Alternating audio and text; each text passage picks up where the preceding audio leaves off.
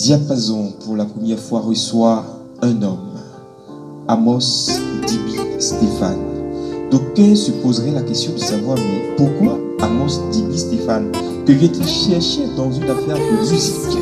Lui, l'artiste, peintre, le prédicateur de renommée internationale. Que vient-il chercher dans une affaire de chanson? Lui, le prieur, va-t-on dire? Lui, l'homme de Dieu, le prédicateur de renommée internationale. A-t-on crié très vite et très fort? Mais ce monsieur a plusieurs cordes à son arc. Il est d'abord fils des dieux, fils de Marie. Il est aussi prédicateur, c'est vrai, de la bonne nouvelle du royaume. Il annonce le royaume, mais le royaume, il annonce de plusieurs manières. Déjà avec son verbe, ensuite avec son pinceau.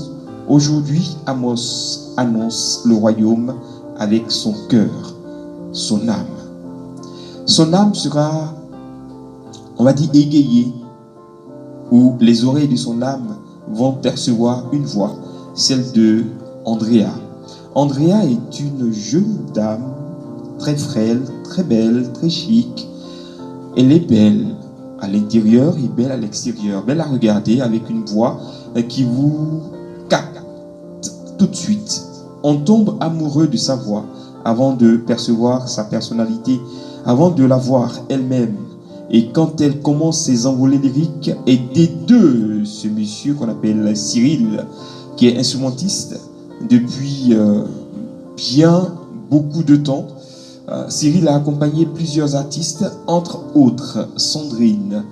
Aujourd'hui, Cyril accompagne Andrea dans cette aventure musicale. Aventure qui a commencé avec une réflexion, celle de Amos Dibi Stéphane.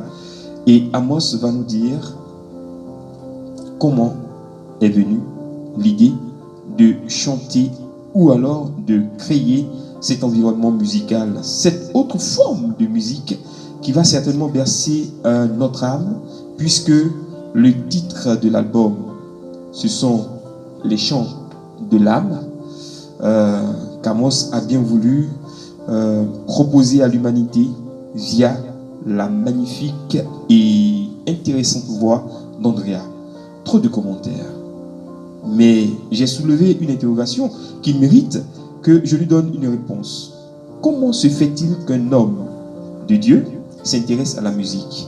Je me souviens qu'à un de ces rendez-vous, Amos s'était mis à expliquer l'importance de la louange dans la vie d'un homme, d'un chrétien, d'un croyant.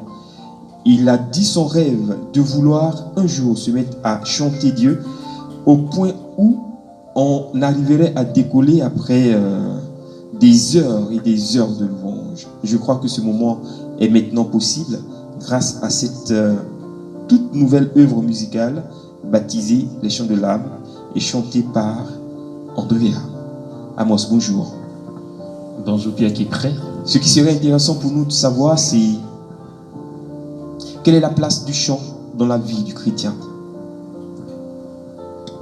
Ok, merci. Merci Pierre qui prêt. Et bonjour chers téléspectateurs et chers auditeurs. La place du chant dans la vie d'un chrétien, j'aurais dit c'est tout. C'est vrai qu'il y a un chant qui est beau, mais quoique ce chant soit utilisé à tort pendant la messe. Il y a un chant qui dit « Je crois en Dieu qui chante et qui fait chanter la vie ». J'aime bien ce chant, mais je n'aime pas quand il est pris en lieu et place du credo, bien sûr. Mais alors, je crois en Dieu qui chante et qui fait chanter la vie. C'est vrai que c'est un mouvement, la création est un mouvement. La création est une mélodie. Dieu c'est en fait le travail de Dieu, les 6 jours, selon le livre de la Genèse, qui ont été témoins donc de création de Dieu. Pendant ces 6 jours, Dieu n'a pas peiné à créer, hein, puisqu'il est dit, le 7e jour, il se reposa après tout l'ouvrage de la création. Ce n'est pas plus un repos dû à une fatigue. Dieu ne peine pas. Dieu est puissant, il est jaillissant, et c'est un mouvement d'amour. D'ailleurs, dans le livre des Proverbes, la sagesse dira,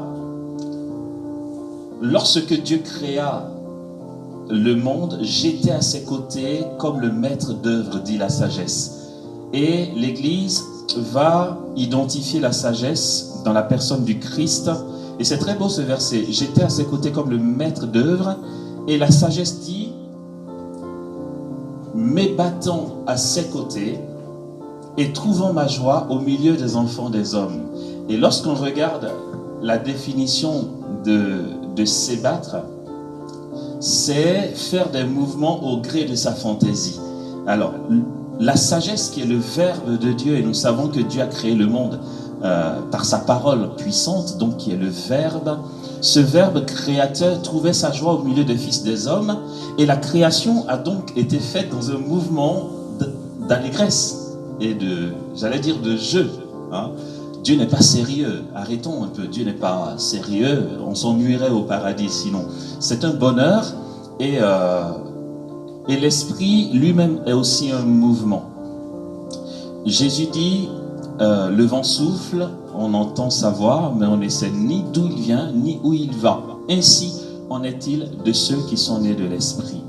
Le chant dans la vie du chrétien est primordial, c'est central, puisque notre vie, c'est Dieu. Il est au-dedans de nous. Hein. Saint Augustin développe très bien cette doctrine en disant que Dieu n'avait pas à venir, puisqu'il a toujours déjà été là. Dieu est au-dedans de nous, il est notre vie. Et l'on va découvrir que finalement, c'est par le chant que nous allons rendre grâce à Dieu dans la louange, c'est dans le chant que nous allons l'adorer. Toute la liturgie de l'Église est faite de chants.